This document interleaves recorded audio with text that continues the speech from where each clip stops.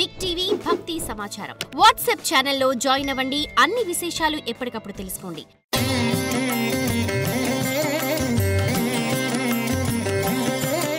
తెలుగు సంస్కృత భాషల్లో 2000కు పైగా అవధానాలు నిర్వహించి అందరి చేత శభాష్ అనిపించుకున్నారు.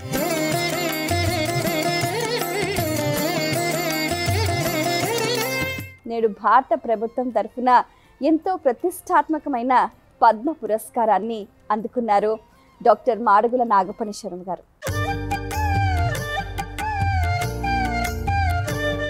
ఈ అవధానం కేటగిరీలో మీకు పద్మ పురస్కారం లభించటం మీ స్పందన, మీ మాటల్లో.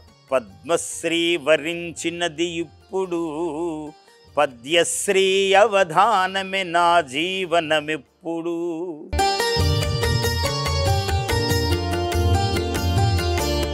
పివి నరసింహారావు గారు మహానుభావుడు, 14 భాషలలో విద్వాంసుడు. ఆయన అవధానాన్ని అవధానిని అంత ప్రశంసిస్తూ 3 గంటలు కూర్చున్నారు సభలో మహానుభావుడు. రాయివిగాదు తమ్ముడు నువ్వు రాజు, మారితే ఈ దేశానికే రాజు అని పాడాను. చాలా అద్భుతమైన పాట, జనంలో చాలా ప్రసిద్ధి. ఆ రోజు అన్నలను చాలా మార్చింది ఈ పాట అని పేరు. తిరుమల నీ సిర్రుల గుడి, తిక్కన నీ పలుకుబడి, అవధానం ఆత్మవిద్య. అవధానం అన్నది ఆత్మవిద్య, ఏకాగ్రత. అవధానం మానవ జీవితంలో ఆయా వృత్తుల యందు ఒక్కొక్కరికి ఏకాగ్రత ఉండడం అన్నది ఆ వ్యక్తికి ఆభరణం.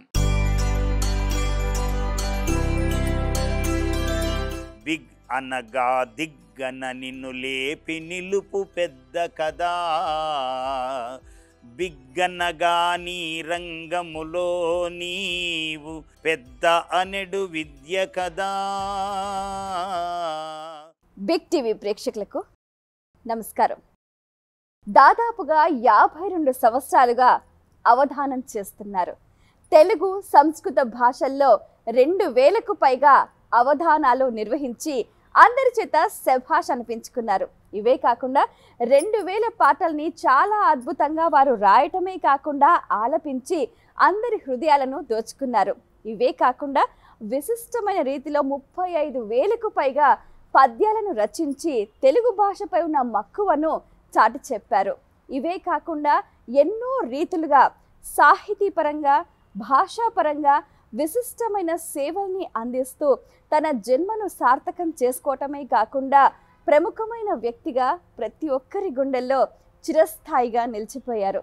వారు పీఠాన్ని స్థాపించి 30 సంవత్సరాలు పైగా కూడా ఎంతోమంది అశేష అభిమానాన్ని చూరగొన్నారు. నేడు భారత ప్రభుత్వం తరఫున ఎంతో ప్రతిష్టాత్మకమైన పద్మ పురస్కారాన్ని అందుకున్నారు డాక్టర్ మాడుగుల నాగపణి శర్మ గారు. వారితో మాట్లాడి మరిన్ని విషయాలు వారి మాటలో తెలుసుకుందాం. ఈనాటి కార్యక్రమం ప్రారంభిద్దాం. నమస్కారం గురువు గారు. తల్లి ఆశీర్వచనం. బిగ్ టీవీ తరఫున మీకు హృదయపూర్వక శుభాభినందనలు తెలియజేస్తున్నాం. మీకు పద్మ పురస్కారం రావటం చాలా సంతోషంగా, చాలా ఆనందంగా అనిపిస్తుంది. ఈ అవధానం కేటగిరీలో మీకు పద్మ పురస్కారం లభించటం మీ స్పందన, మీ మాటల్లో. శ్రీ మహాగణాధిపతయే నమః. ఐం మహాసరస్వత్యై నమః. శ్రీ గురుభ్యో నమః.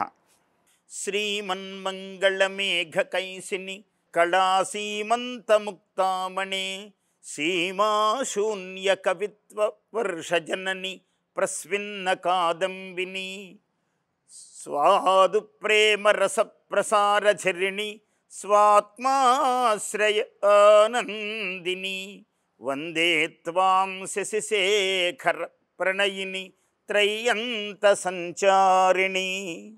భారత ప్రభుత్వం పద్మ పురస్కారాన్ని ప్రకటించటం అన్నది కేవలం మహాసరస్వతీదేవి కటాక్షం.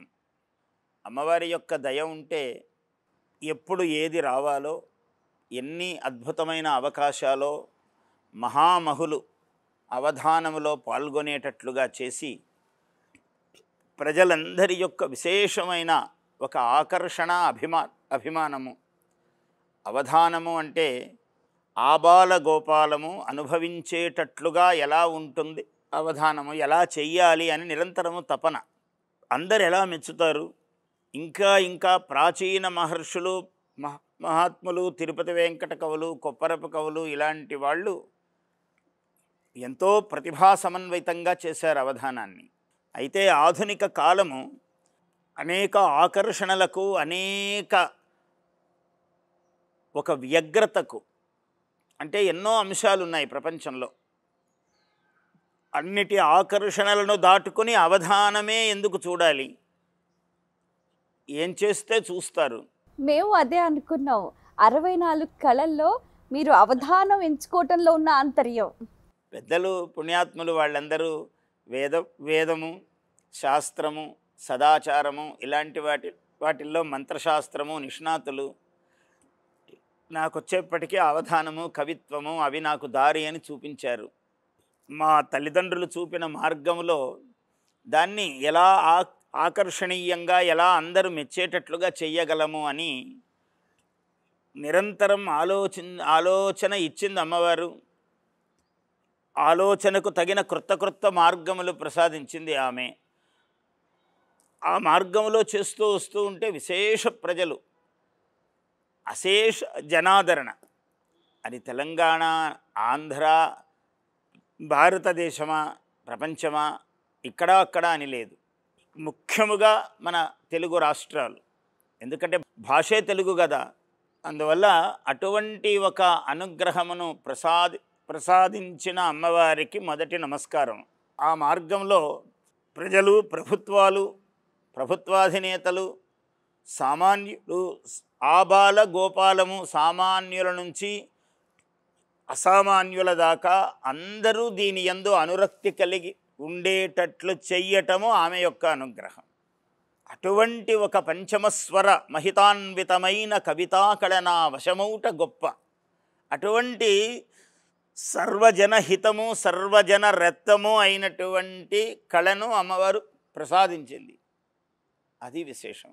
చాలా ఆనందంగా అనిపిస్తుంది గురుగారు. అంటే ప్రస్తుతం తెలుగు భాషే కనుమరుగైపోతున్న ఈ నేపథ్యంలో తెలుగు భాషపై మంచి పట్టు సాధించడమే కాకుండా పద్యాలు రాశారు, పాటలు రాశారు, అలాగే 40కి పైగా పుస్తకాలు రచించారు. సో ఈ అవధానం అనేది మీకు నేర్చుకోవాలి, రాయాలి అనే ఈ ఆసక్తి ఏ సందర్భంలో కలిగిందంటారు? బాల్యము నుంచి నాకు 7.5 సంవత్సరము నుంచి మా నాన్నగారు మా ఇంట్లో అమరము, ఆంధ్రనామ సంగ్రహము, తర్వాత రామాయణ, భారత భాగవతాదులు, ముఖ్యముగా పోతన భాగవతము, కంకంటి పాపరాజు ఉత్తర రామాయణము, కంకంటి పాపరాజు ఉత్తర రామాయణము, ఇలా రమణీయమైనటువంటి పద్యశైలి. ఈ పద్యాలు ఎంత గొప్పవి! ఈ మానవులకు తారణ హేతువు. ఇహము పరము రెండు. ఇందులో ఇహము అంత సులభంగా ఆకర్షణన ఈ విద్య ఎంతో కష్టపడితే తప్ప వేరే విద్యల్లో సులభంగా భుక్తి లభిస్తుంది. ఇందులో కొంచెం సమయం పట్టవచ్చు. అదే అయినా కూడా ఇది ఉత్తమోత్తమ మార్గం అని వాళ్ళు సూచించినారు. మహనీయులైనటువంటి వాళ్ళు కొంతమంది పద్యం ఇలా రాయాలి, పద్యం ఇలా నువ్వు చెప్పగలవు, అందరికన్నా ఈ మార్గంలో నువ్వు గొప్పవాడివి అవుతావు అని వాళ్ళ ఆశీర్వచనం. ఏమీ కాని నాడు కూడా ఎంతో అవుతావని చెప్పిన వాళ్ళ గొప్పతనం అందులో ఉంది. అంటే మీలో ఆ ప్రజ్ఞను వాళ్ళు అప్పుడే దర్శించారు. వాళ్ళు ఏం చూశారో మహాత్ములు, ఏమీ లేకపోయినా వాళ్ళు అనటం వల్ల కూడా కావచ్చు. మహాత్ముల యొక్క వాగ్వైఖరి ఏం జరుగుతుందో అలా. చాలా సంతోషం, చాలా ఆనందంగా ఉంది. పద్మ పురస్కారాన్ని మీరు అందుకోవటం అంటే ఇప్పటికే ఆలస్యమైందని అనుకుంటున్నారా రావటం? అందరూ అనవచ్చు, కానీ నేనైతే కాలస్వరూపిణి, కాళీ అంటే కాలస్వరూపిణి అమ్మవారు. ఆమె ఎప్పుడు ఏవి ఇవ్వాలో, ఎందుకు ఇవ్వాలో, ఎట్లా ఇవ్వాలో ఆమె ఇస్తుంది. కానీ నిజం చెప్పాలంటే గురువుగారు, తెలుగు వారికి ఇలాంటి పురస్కారాలు రావడం చాలా అరుదుగానే చెప్పుకోవాలి. అంటే చాలామందిలో చాలా ప్రతిభ ఉంటుంది, చాలా రకాల నైపుణ్యాలు ఉంటాయి. కానీ మరి అవి గుర్తించడంలో ఏవైనా వెనుకబాటుతనం ఉందంటారా? ఏం లేదమ్మా, ఒక్కోసారి చాలా చిత్రమైన వాతావరణం ఉంటుంది దీంట్లో. ప్రభుత్వాలు అనేటప్పటికీ విహంగ వీక్షణము, వాళ్ళు పైనుంచి చూస్తారు, వాళ్ళ ప్రమాణాలలో ఎక్కడో ఒదగాలి, వాళ్ళ ప్రమాణాలకు ఏమాత్రం కొంచెం అవతల ఉన్నా వాళ్ళు ఇవ్వలేరు. మనం వాళ్ళ ప్రమాణాలలో ఉన్నామా లేదా అని నిత్యము చూసుకోవటం ఎవరికీ సాధ్యం కాదు. ఎవరు ఒక ఇలాంటి క్లిష్టమైన అవధాన ప్రక్రియ లాంటిది చెయ్యాలి అని అంటే అనేకుల మహాత్ముల సహకారాలు కావాలి, అవును. ఒక వేదిక కావాలి. ఎవరికి తీరిక ఉందని మీరు అవధానం చేయండి మేము వింటామంటారు? ఎవరి పనుల్లో వాళ్ళు హడావిడిగా ఉన్నారు, సమయం లేకుండా ఉన్నారు. అట్లాంటి వాళ్ళ సమయం పెట్టేటట్లు మనం ఎట్లా చేసుకోవాలి? అవధానము చెయ్యడము కన్నా అవధాన రంగము ఒక వేదిక ఏర్పాటు చేసుకోవటం అవధానికి చాలా పెద్ద పని. చాలా. మామూలుగా అష్టావధానం చేస్తాడు అనుకోండి, ఎవరో పిలవచ్చు, ఒక మూల చెయ్యొచ్చు. శతావధానం చేస్తాడనుకోండి, అక్కడికే కొంచెం క్లేశం ఉంది. అవి సహస్రాలు కావాలనుకోండి, ఎలా అంటే ఆమె దయ అంత పెద్దది. దదాతి ప్రతిగృహ్ణాతి దాతॄన్ ప్రేరయతే హరి సాకం యాతి పురోయాతి మనో మాభైర్ నిరంతరం అన్నాడు. నాయన, అమ్మవారు నీతో, అమ్మవారు ఇస్తుంది, ఇప్పిస్తుంది, దాతలను ప్రేరణ చేస్తుంది, నీతో నడుస్తుంది, నీలోనే ఉంటుంది, నీకన్నా ఒక అడుగు ముందు నడుస్తుంది అన్నారు. ఇంత నమ్మకం ఉండాలి, ఉంటే ఆమె చేస్తుంది. అటువంటి నమ్మకం ఇచ్చి ఆమె నడిపించి ఆమె నడిపిస్తూ, నీవు నాతో పలికిస్తేనే నేను తేనెలు చిలికిస్తాను, నీవు నాకై పలుకిస్తేనే నేను పాటగా ప్రవహిస్తాను. అందువల్ల ఆమె అవధాన సరస్వతి నాకు ఆరాధ్య దేవత. ఆమె ఏదో కవిత్వం మాత్రము కాదు, కవిత్వము ఆమె సరస్వతి, ఆమె నాకు ఉపాస్యం, ఆమె నిరంతర ధ్యానము. సర్వావస్థల సర్వముగా కొలిచెద నిన్నే అని రాసుకోవడం లేదు, ఎప్పుడు పాడుకోవడమే, మళ్ళీ ఎప్పుడో మా వాళ్ళు రాయటము. గురుగారు, సాధారణంగా మనం గమనిస్తే ఒక ఆర్ట్కో, ఒక లిటరేచర్కో, ఒక సాహిత్యానికో, ఒక కళకో రావడం మనం చూస్తూ ఉంటాం.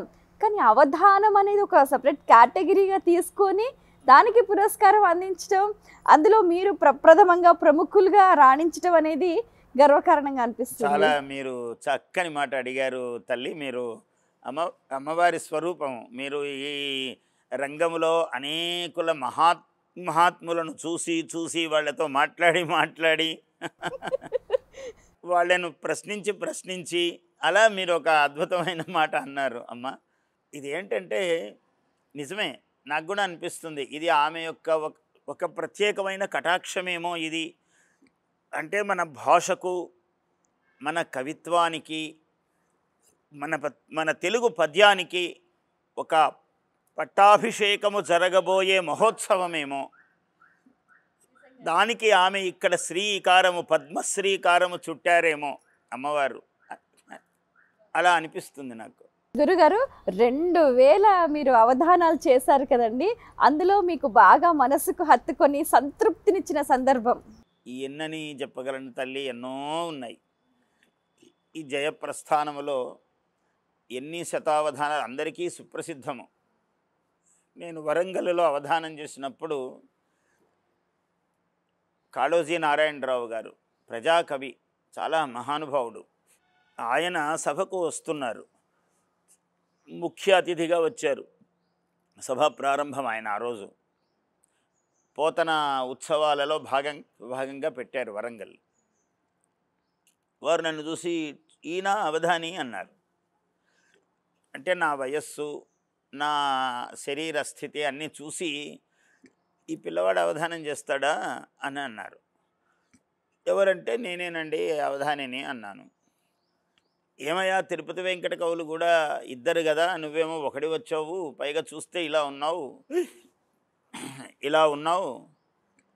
నువ్వేం అవధానం చేస్తావు అన్నాడు. భయం అనిపించింది. వయస్సు చిన్నది కదా, అందులో మహావిద్వాంసులు మహాత్ములు కనపడ్డప్పుడు భయమే ఉంటుంది, ఎలా చేయగలుగుతాము. సరే ఆయన అనటం ఏమిటి, అందరినీ సభలోకి పిలిచాక అవధానిని ప్రత్యేకంగా చివర పిలిచారు, వీళ్ళందరూ వేదిక మీద కూర్చున్నాక. ఇది చాలా సుప్రసిద్ధమైనది నా పద్యం, ఒక మాలిక. అక్కడ చెప్పాను నేను, వేదిక ఎక్కాక నాకు అమ్మవారు చాలా వణుకుతూ ఉన్న నాకు, భయకంపిత చిత్తముతో ఉన్న నాకు, ఏం చెయ్యాలో ఎలా చెయ్యాలో తెలియని నాకు,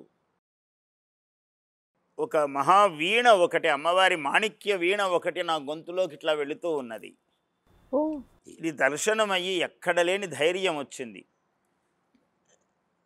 అమ్మను నమ్ముకొంటిని అహమ్ము ఇహమ్మును మాని పూనికన్.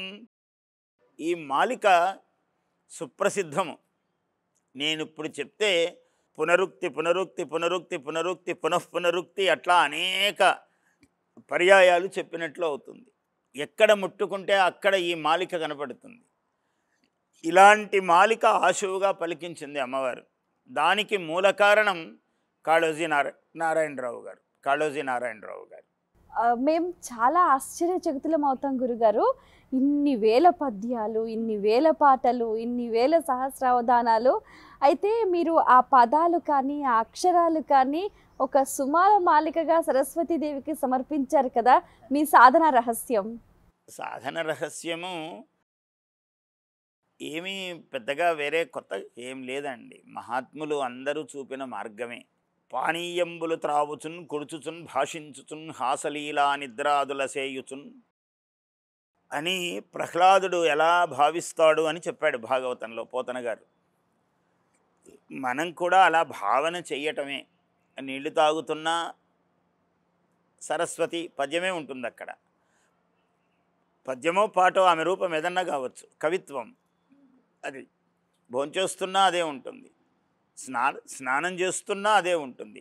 మనం ఏమి చేస్తున్నా సర్వకాల సర్వావస్థల సర్వముగా కొలిచెద నిన్నే, అంతే దాని రహస్యం.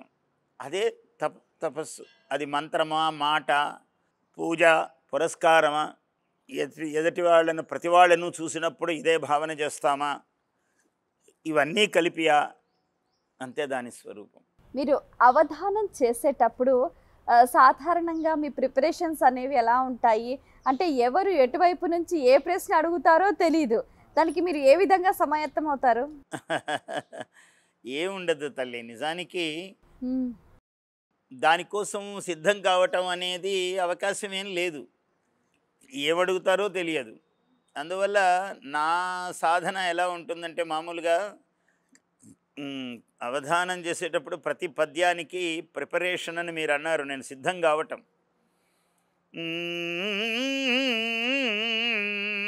ఇది నేను సిద్ధం కావటం.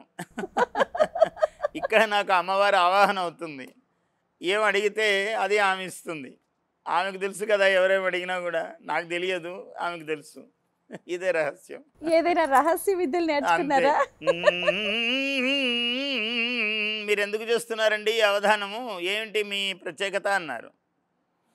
యోగ ప్రాయ మహావధాన కవితా జ్యోతిర్మయ ప్రక్రియన్ పూగీ మంగళ వాంగ్మయ ప్రచురమై పుణ్యార్థ సంవాహమై శ్రీ గోలోకగచిన్మయ ప్రసరమై శ్రీకాంత సాహిత్య సంధ్యా గీర్వాణ హిరణ్మయిన్ కొలిచెదన్ ధన్యత్వసం సిద్ధికై. జ్యోతిర్మయం, వాంగ్మయం, చిన్మయం ఇలాంటివేవో పదాలు ఇచ్చి మీరేంటి మీ అవధానం అన్నారు. ఇదిగో ఇది నా అవధానము, ఇది నాకు యోగము, నిత్యయోగము. యోగ కర్మసు కౌశలం అన్నారు, యోగ చిత్తవృత్తి నిరోధ అన్నారు. అంటే మన మనోవ్యాపారము ఎక్కడికంటే అక్కడ మనస్సు పోకుండా ఏకాగ్రతగా నడిపించటమే అవధానం. చేసే పనిలో నైపుణ్యమును పెంచుకోవటమే అవధానం. యోగ అంటే జీవాత్మ పరమాత్మతో కలియడము యోగము. ఇలా అన్ని అర్థాలు యోగానికి. అందుకని కృష్ణ పరమాత్మ తస్మాత్ యోగీభవ అర్జున అన్నాడు, నువ్వు యోగివిగా అన్నాడు. ప్రతి మానవుడు యోగి కావాలి. అందుకనే మన భారతదేశం యోగా అనే విద్యను ప్రపంచానికంతా నేర్పుతున్నది విశ్వగురువులాగా ఇవాళ. అందువల్ల యోగము అన్నదే ఇందులో మూలం. అట్లా నాకు అవధాన యోగం, యోగప్రాయ మహావధాన కవిత, జ్యోతిర్మయ ప్రక్రియన్. కవిత్వం అనేది జ్యోతి, లోకానికి వెలుగును చూపించేది. జ్యోతిర్మయ ప్రక్రియన్ పూగి మంగళ వాంగ్మయ ప్రచురమై. మీరు ఇప్పుడు ఇందాక అమ్మవారికి ఫలాలు తీసుకొచ్చారు అమ్మవారి సన్నిధికి. ఏదో టీవీ దానికి ఇంటర్వ్యూ ఇలా కాదు మీ ఉద్దేశం. అమ్మవారి సన్నిధికి వస్తున్నారు, అందుకని ఫలాలు తీసుకొచ్చారు. పూగి అంటే వక్కలు. వక్కలలో అన్ని గొప్ప కాయలలోకెల్లా ఫలాలలోకెల్లా పూగి ఫలము గొప్పది, తాంబూలం. అందుకని వక్కలు పెట్టటము మంగళకరము. పూగి మంగళ వాంగ్మయ ప్రచురమై. కవి అయిన వాడు కూడా అటువంటి మంగళాత్మకమైన శబ్దాలు పలకాలి లోకహితముగా. దానివల్ల లోకానికి క్షేమం జరుగుతుంది. నువ్వు కవిత్వం చెబితే లోకానికి ఏమొస్తుందయ్యా అంటే అర్థమయ్యి పాటించే వాళ్లకు ఒక విధమైన ఉపకారము, అర్థం కాకపోయినా శబ్దము వింటే చాలు మంగళాత్మకం. పూగి మంగళ వాంగ్మయ ప్రచురమై పుణ్యార్థ సంవాహమై. ప్రతి పదము ఒక పుణ్యమును మోసుకొని వెళుతుంది. పుణ్యార్థ సంవాహమై. ఇది ఎక్కడున్నది? శ్రీ గోలోకగ చిన్మయ ప్రసరమై. గోలోకము అన్ని లోకములకెల్లా పుణ్యలోకము గోలోకం. అందుకని గోసేవ చాలా గొప్పది. గో అంటే ఇంద్రియము, గో అంటే గోవిందుడు, గో అంటే నది. ఇట్లా గో అంటే గోవిందుడు అన్నీ ఉన్నాయి. అటువంటి గోలోకగ పుణ్య శ్రీ గోలోకగ చిన్మయ అంటే కాంతిమయమైనటువంటి జ్ఞానమయమైన ప్రసారము. శ్రీ గోలోక గచిన్మయ ప్రసరమై శ్రీకాంత సాహిత్య సంధ్యాగీర్వాణ. శ్రీకాంతుడు నారాయణమూర్తి, మహావిష్ణువు వలె సాహిత్యము వ్యాపించాలి. వ్యాప్తి లక్షణము ఆయనకు విష్ణువుకు. శ్రీకాంతము ఐశ్వర్యము సుందరము అయినటువంటిది సాహిత్యం. రెండర్థాలు. ఇది ఆశువుగా చెప్పిన పద్యం. శ్రీకాంత సాహిత్య సంధ్యా. సాహిత్యము త్రిసంధ్యలలోనూ. సంధ్యావందనం ఎలా చేస్తామో సాహిత్యము అటువంటిదే, అందులో భాగమే. ప్రాతఃసంధ్య, మధ్యాహ్న సంధ్య, సాయం సంధ్య. శ్రీ గోలోక గచిన్మయ ప్రసరమై శ్రీకాంత సాహిత్య సంధ్యా గీర్వాణ హిరణ్మయిన్. గీర్వాణ లక్ష్మి, హిరణ్మయి లక్ష్మీదేవి. గీర్వాణ దేవతాలక్ష్మి, దేవవాగ్ లక్ష్మి ఆమె. గీర్వాణ హిరణ్మయిన్ కులిచదన్ ధన్యత్వ సంసిద్ధికై. చెప్పిన నాకు వినిన మీకు ధన్యత్వము కలగాలి. ఇది సాహిత్యం. ఇందుకోసమే తపన. ఇదే అవధానం. ఇది రవీంద్ర భారతిలో 95లో అవధానంలో అడిగితే చెప్పాను. 1995లో ద్విశతావధానం జరిగింది. ఇది చాలామందికి ప్రేరణ. ఈ ద్విశతావధానమే ఒక మహా అవధాన యుగమునకు శ్రీకారమైంది. దాని తర్వాత అందరూ ద్విశతావధానాలు చేయాలని తపన పడ్డారు, అందరూ అవధానాలు చేయాలని తపన పడ్డారు. అలా జగత్తుకు స్ఫూర్తివంతమైనటువంటిది ఆ మహావధానం, ద్విశతావధానము. తర్వాత మహాసహస్రావధానము, అది లలిత కళాతోరణములో. అక్కడే ప్రధానమంత్రి పివి నరసింహారావు గారు వచ్చి పాల్గొన్నారు. అంతకుముందు మహాసభలో ద్విశతావధానంలో ఎన్టీ రామారావు గారు ముఖ్యమంత్రిగా వచ్చి పాల్గొన్నారు. వాళ్ళందరూ ఏమిటి అంటే సాహిత్యము సారస్వతము దాని యందు వాళ్లకున్న గౌరవాన్ని ప్రకటించారు వచ్చి. వాళ్ళకి నిజంగా నిమిషం తీరిక ఉండదు, కానీ అనేక గంటలు అక్కడ కూర్చున్నారు వచ్చి. దానికి ఆ అమ్మవారి యొక్క సరస్వతి వైభవాల పల్లకిని మోశారు భుజం మీద పెట్టుకొని. నేను ఒకవైపు పట్టుకుంటే వాళ్ళు ఒకవైపు పట్టుకొని మోశారు. అసలు అది ఎంత వైభవం గురుగారు! అసలు ఎంత అమ్మవారి దయ ఎంతది తల్లి అంటే. నిజానికి పూర్వమంతా రాజులు మహాత్ములు సారస్వతాన్ని పోషించేవాళ్ళు. ఇవాళ ప్రజాప్రభుత్వాలు ప్రజలే పల్లకి మోస్తున్నారు.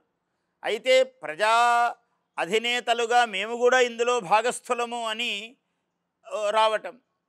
అట్లాంటిది రేవంత్ రెడ్డి గారికి కూడా చాలా ఆయనకి ఇష్టము నా సాహిత్యం. వారికి కూడా అంటే ఎవరు ఏ పదవిలో ఎప్పుడు వస్తారో అమ్మవారి దయ. కానీ సాహిత్య ప్రీతి, భాషా ప్రీతి అన్నది ఏ వ్యక్తికైనా యోగ్యతను పెంచుతుంది. అది వ్యక్తిగత సంస్కారం. ఒకరు చెబితే రాదు, తానకై తనకు పుట్టాలి. ఒక్కొక్కరికి యోగము భవిష్యత్తులో ఉన్నది అన్నది సారస్వతము మీద ప్రీతి వాళ్లకు శ్రీకారము చుట్టిస్తుంది. శ్రీమంతులను, గుణవంతులను, భాగ్యవంతులను, పదవీవంతులను చేస్తుంది. సారస్వత లక్ష్మి ఆమె యోగం చాలా గొప్పది, మహాసరస్వతి యోగము. అటువంటి యోగము ఉన్న వాళ్ళందరికీ ఆ ప్రీతి భావన ఉంటుంది. ఒక చంద్రబాబు నాయుడు గారు అంటే సాహిత్యము మీద అంత ప్రేమ చూపి దానికి ఒక మనము చెయ్యగలిగినంత సేవ చేద్దాము అని, అది చాలా గొప్ప విషయం. ప్రభుత్వాధినేతలతో ఏం పని ఉందండి మనకు అంటే నిజంగా మనకేం పని లేదు, కానీ అమ్మవారికి పని ఉంది. ప్రతి వ్యక్తిలోనూ తాను నిలిచి చైతన్యవంతుల్ని చేయటం అమ్మవారికి పని కదా. సారస్వత ప్రీతి అందరికీ కలుగుతుందా? ప్రజలు పోతనగారు అలాంటి పద్యాలు రాశాడు అంటే ఇవాళ ఆ ధారావాహిక చెడకుండా ఏ మూల ఎవడు పుట్టినా పోతన పద్యాన్ని నెత్తిన పెట్టుకుంటున్నాడు కదా. ఎందుకు పెట్టుకుంటున్నాడు? అది అజరామరము కదా. దానికేమీ నియమము లేదు.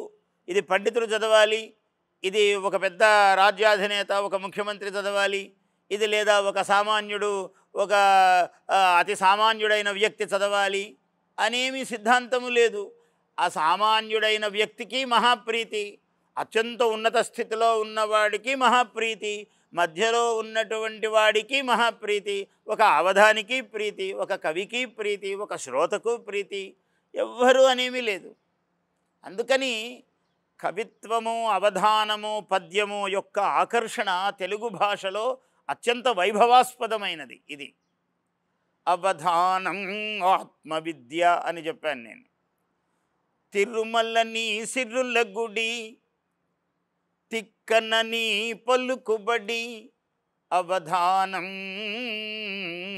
ఆత్మవిద్య. అవధానం అన్నది ఆత్మవిద్య. ఏకాగ్రత, అవధానం మానవ జీవితంలో ఆయా వృత్తుల యందు ఒక్కొక్కరికి ఏకాగ్రత ఉండడం అన్నది ఆ వ్యక్తికి ఆభరణం. ఇతరులకు ఉపయోగమా తర్వాత సమాజానికంతా ఉంటుంది. ముందు ఎవడు ఉపాసిస్తాడో, ఎం యో యో సేవయతే దేవీం, ఎవరెవరైతే అమ్మవారిని సేవనము చేస్తాడో అటువంటి వారికందరికీ కూడా ఆమె వైభవాన్నే ప్రసాదిస్తుంది. ఎవరినో ఉద్ధరించడానికి కాదు, ఉద్ధరేది ఆత్మన ఆత్మానం, నిన్ను నీవు ఉద్ధరించుకో. ముందు సమాజము సహజముగానే నీ పక్కన ఉన్న సమాజము, నీతో అనుబంధము కలిగిన సమాజము ఉద్ధరింపబడుతుంది. ఇదే రహస్యం తల్లి. చాలా సంతోషం గురుగారు, మీ అమూల్యమైన సమయాన్ని కేటాయించి ఎన్నో విషయాలను ఎంతో చక్కగా మాతో పంచుకున్నందుకు ధన్యవాదాలు. వీక్షించారు కదండి, ఇది ఇవాల్టి మన ప్రత్యేకమైన కార్యక్రమం. పద్మశ్రీ డాక్టర్ మాడుగుల నాగఫణి శర్మ గారి అంతరంగం. ఎన్నో విషయాలు తెలుసుకున్నారు కదా. సో పెద్దల ఆశీర్వచనాలు, పెద్దల దగ్గర మనం నేర్చుకున్న విషయాలు జీవితానికి మనకు బంగారు బాటను వేస్తాయని వారు ప్రత్యక్ష నిదర్శనంగా నిలిచారు. ఆ విధంగా మనం కూడా అటువంటి విజయ బాటలో పయనిద్దాం. మరో కార్యక్రమంలో మళ్ళీ కలుసుకుందాం. అంతవరకు సెలవు. నమస్కారం. For more videos like this, subscribe Big TV channel.